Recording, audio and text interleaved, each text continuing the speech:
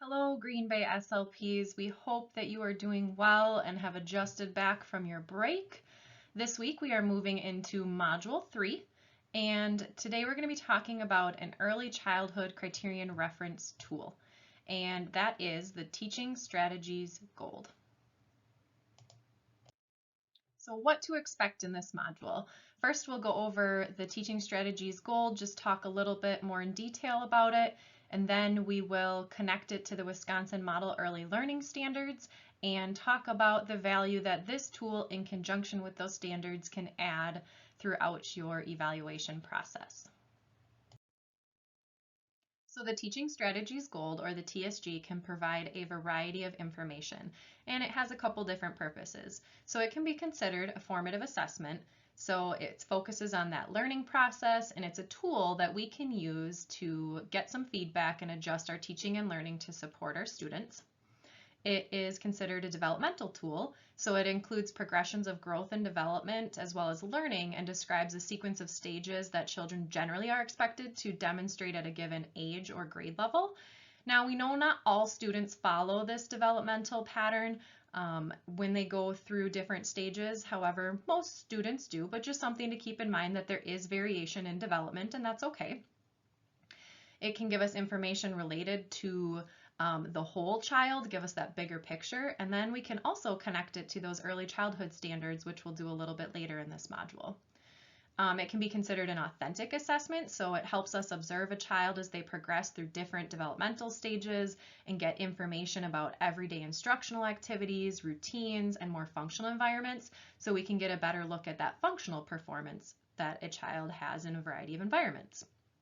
And then it's also considered a criterion reference tool. So it can measure developmental progress and learning relative to a fixed set of standards. And there's a widely held expectation score that we can reference for a variety of areas to kind of see how a child is performing and if they're meeting a certain criteria for a certain area. So the information that's provided by the TSG is useful for identifying where a given child is functioning relative to their own past developmental trajectory and relative to a set of standards for children in a given age or grade level range. Here is an example objective from the TSG. So this is objective 8, listens to and understands increasingly complex language. And as you can probably assume, it's under that language category within the TSG. And then it has a subcategory or dimension labeled A, comprehends language. And we can see that there are scores from not yet, 1, 2, 3, all the way up to 14 and 15. And then on the bottom there, you see those colored bands, and each of those colors corresponds to a certain age or grade level. And when you are looking at this tool, whether you've completed it, a teacher has completed it, we can use the widely held expectation scores that correspond to each colored band to understand the behaviors and skills that a child is generally expected to demonstrate in the classroom. So each colored band corresponds to knowledge and skills or abilities that are expected during a given year of life from the beginning to end of a program. So if we look at that green band, which is the 3 to 4-year-old range, we can see that if a child scored 5 to 6, that would be that widely held expectation score on that comprehending language. So if a child falls within that colored band, so they score a 5 to a 6, we could say that they are demonstrating that skill. They're meeting that widely held expectation score. Now, if their rating falls to the left, so outside of that green band, we would say that their skills are below expectations. And then if their rating falls above that green band, we would say that they're exceeding expectations. So there's a document that will be on our Google Drive that's going to show kind of these ranges for these widely held expectation scores, and there will be some different options you can look at. So you can look at a widely held expectation score for a specific dimension, so that's that A, comprehends language. We can just look at this alone. We can look at an entire objective, so I think objective 8 has like an A, B, and C part, so you can look at all 3 of those areas combined and get a widely held expectation score. And then under that language category, there are 3 different objectives, objective 8, 9, and 10, and you can sum up scores from that and get a widely held expectation score for language, that language area in total. So there's a variety of ways that we can utilize these widely held expectation scores to see if a child is meeting, exceeding, or below expectations, and then describing their skills. So now that we have a little bit more information about the TSG and how it is made up, we're going to shift gears a little bit to review the Wisconsin Model Early Learning Standards, or the WEMLs. And then we're going to demonstrate how we can connect the TSG and the WEMLs and use that information in an assessment. So why do we have these early learning standards? So they are based on research and supported by evidence, and they provide a framework for families, professionals, policymakers, and it allows us to have a shared common language as well as understand our responsibility for the well-being of children within early childhood. It also gives us information about developmental expectations for our young children, and then it also can help us understand and connect the foundations of early childhood to K-12, and then expand and understand that lifelong learning that we want all of our children to have access to. So I'm going to review just briefly how the WEMLs is kind of set up, and then you can feel free to dig into the standards document itself. We'll have a link on our Google Drive. You can find it on DPI's website. I know that from talking to some of you, you've shared that it's maybe a cumbersome document to look through, and I would agree with that. And so for our module, we're just going to be focusing on the language and communication aspect of it. There are a lot of different domains that you'll see here in a minute. But I would suggest that if you are interested in digging into it a little more, maybe picking one area to start with and reviewing that before kind of expanding into the other areas. So within the WEMLs, there are these different developmental domains. So you can see there's health and physical, social emotional, language development and communication, approaches to learning, and then cognition and general knowledge. And I would say the biggest area for us to focus on would be that language development and communication, but that social emotional domain, approaches to learning, and cognition also has some interesting standards that we can consider for our students too. And then within those developmental domains, there are subdomains that are labeled with an A, B, C, etc. And in each of those subdomains, there's developmental expectations, there's program and performance standards, and that talks about what a child should know and be able to do. And then within those developmental expectations, they provide a developmental continuum for each of the domains, which is really nice. And it gives you kind of that progressive level of performance from a very, very young infant child all the way up to a 4K, first grade, kindergarten area, and allows us to kind of see how a child should progress. And it also gives some sample behaviors that we could look for, and then it gives some sample strategies that we could provide to parents in these areas. And as they state, this developmental continuum that they provide, it's really just a set of guidance. So it's somewhat predictable, but it's also not a rigid sequence that all kids are going to go through, and they might progress from one level to the next. They may skip around a little bit. We are going to see that variation in development, but it is based on research and gives us a good framework to reference.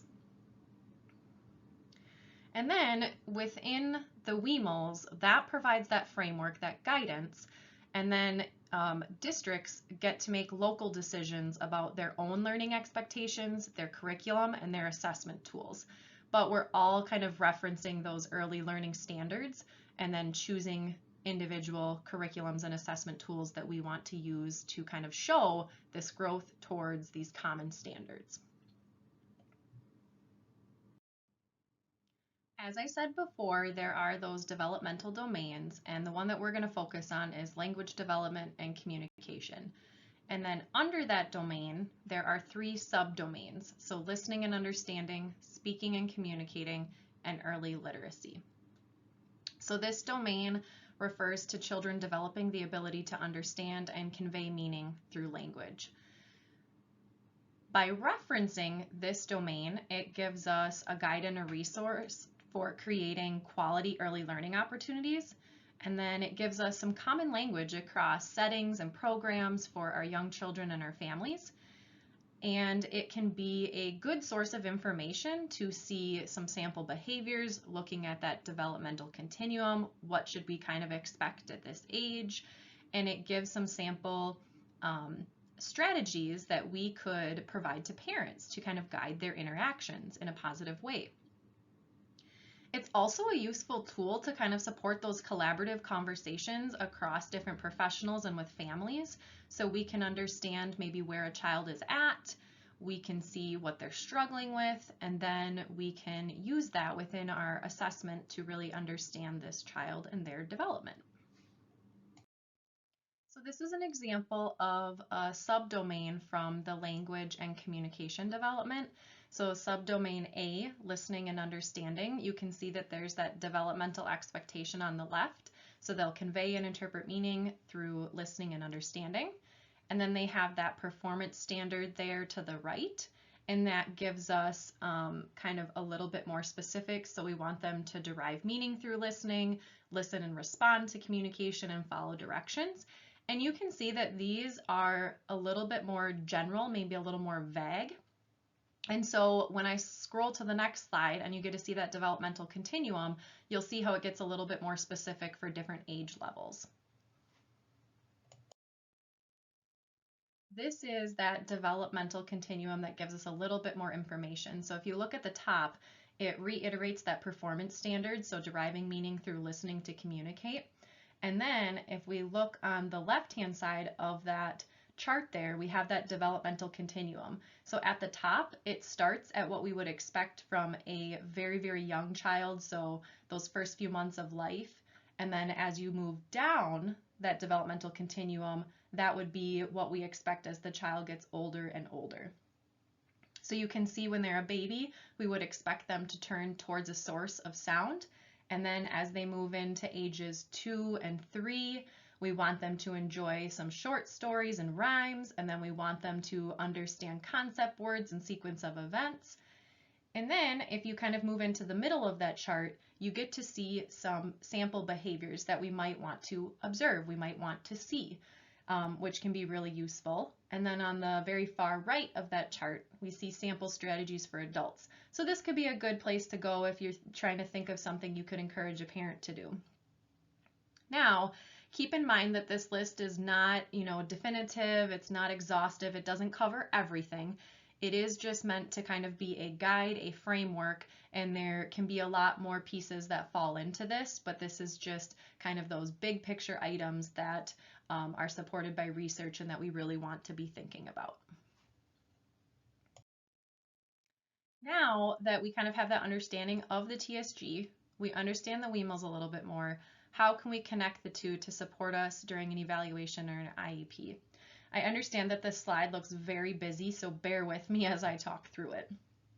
So if we look on the left-hand side of the slide, you can see that I have a child that I'm looking at that is around 3.5, and on their TSG, they got a score of 4 under that specific objective. 8 listens to and understands increasingly complex language, and then that dimension A comprehends language.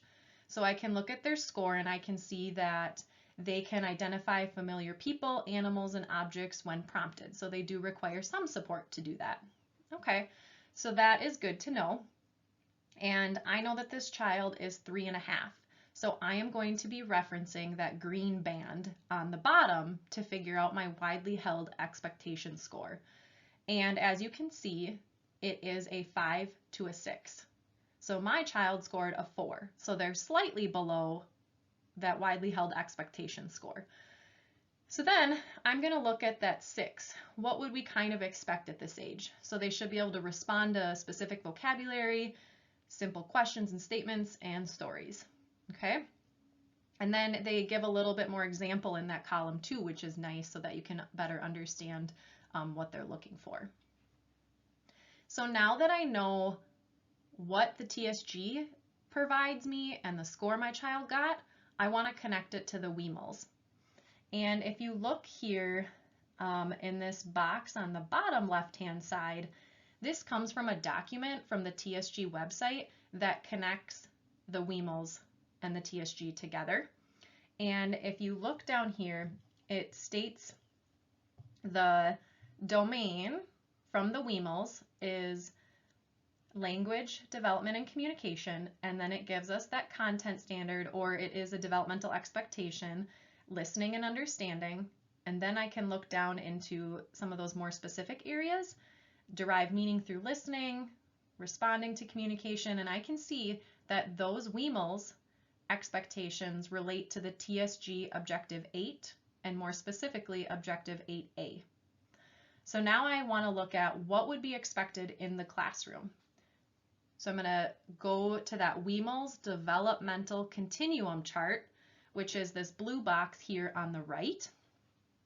And I'm looking at my child is 3.5, so I want to know what could this look like in the classroom? What could I observe for? What could I try to talk to the teacher a little bit more about? And I see that around those ages 3 to 4, they should be able to understand concept words and sequence of events. So if I tell them after we clean up, we're going to read a book, can the child do that? Do they understand those preposition or position words when given directions? Can they follow some simple steps to complete a little routine? And then as they get a little bit closer to that 4, we want them to be able to demonstrate understanding and listening skills by attending and responding. So if they listen to a short story like The Three Little Pigs, can they retell it a little bit in their own words? And can they listen if somebody else tells a story?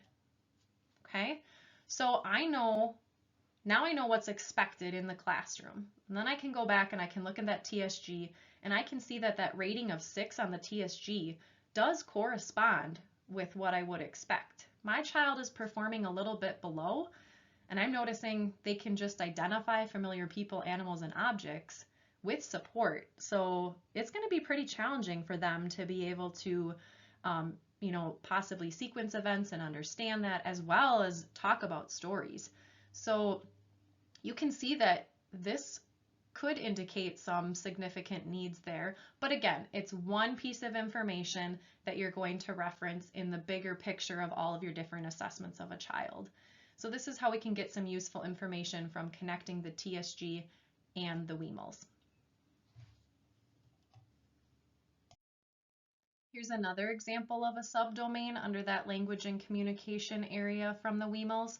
So speaking and communicating, we can see that they should be able to use gestures and movements, nonverbals to communicate, and then it looks at syntax, semantics, and pragmatics, so using vocalizations and spoken language to communicate in a variety of manners. So again, very general, but then I'm going to go to that developmental continuum to learn a little bit more detail about what's expected in this area at different ages. Here's that developmental continuum that corresponds to that speaking and communicating, and more specifically using vocalizations and spoken language to communicate. So again, developmental continuum on the far left side starts at a baby, moves up into ages 2, 3, 4. We can see they should cry and coo, and then move into using 1 word, 2 and 3 words as they get older. Again, some sample behaviors that we could reference to maybe observe, ask about, and then some sample strategies that we could provide to different adults to support that child. And the developmental continuum continues here, getting into ages 3, 4, 5, so getting into some of the grammar aspects we would expect, and then using those multi-word sentences with different parts of speech and being more like adult speech. So sometimes the developmental continuums can include a lot of information just because there's a lot of different areas we're looking at. And again, this isn't a complete list of everything that's going to happen in this area at all of these ages, but these are those general frameworks that we can reference for those big pieces of development that we want to look at. Another example of connecting the TSG and the WEMLs. So again, I know the slide is busy, bear with me here while we talk through it.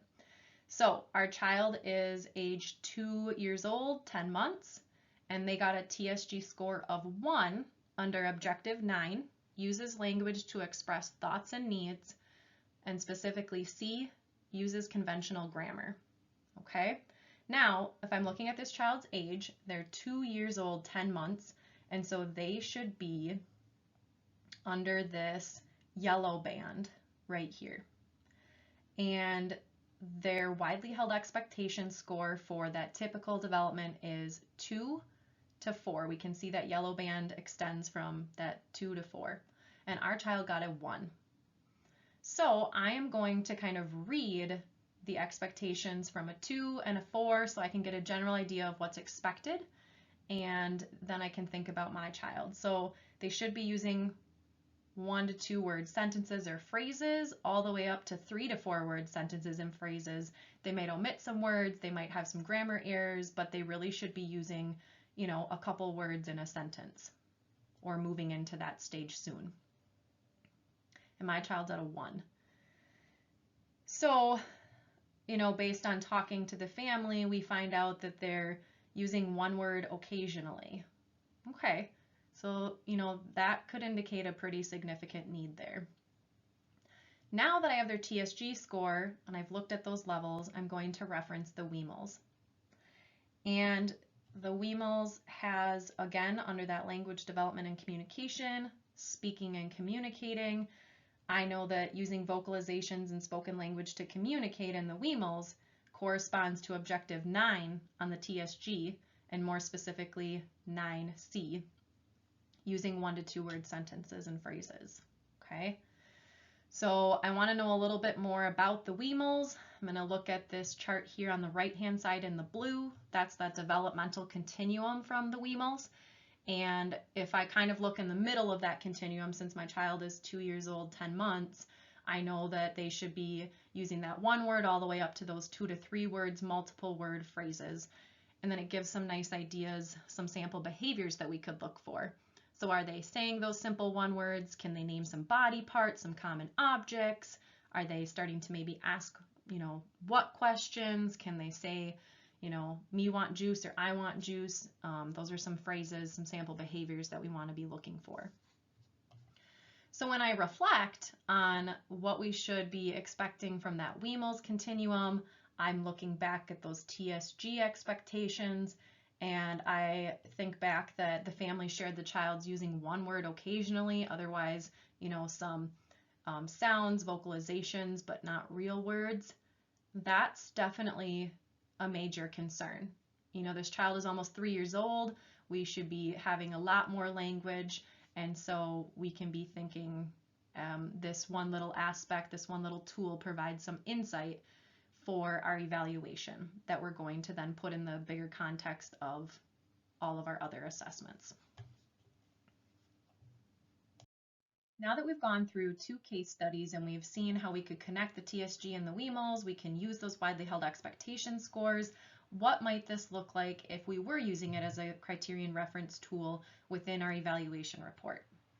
This right here on this slide is just one example of how you could write a little summary up from the TSG. So you might say something like, according to the TSG, the widely held expectation score for a 2 to 3 year old using language to express thoughts and needs with conventional grammar is 2 to 4. This child received a score of 1, which is below the widely held expectation score. And then you might go on to say what this child is doing and maybe what we would expect. So they're using occasional 1 words and vocalizations when they should be using, 2 to 3 plus words and a variety of parts of speech. Something like that to just give a little summary of what the child is doing and what we would expect and how their score is below, and then, connecting it to that educational impact, that significant discrepancy, and, using that as one piece of data to explain the needs of this child. So this past week, when we met for our community of practice, and specifically that early childhood community of practice, we did start discussing the TSG and the WEMLs a little bit. Some of you had shared that the TSG is often an afterthought. You kind of get through that whole evaluation and you're like, oh, we got to fill that TSG out to get those child outcomes ratings completed. And I understand that, that might be challenging for this application activity.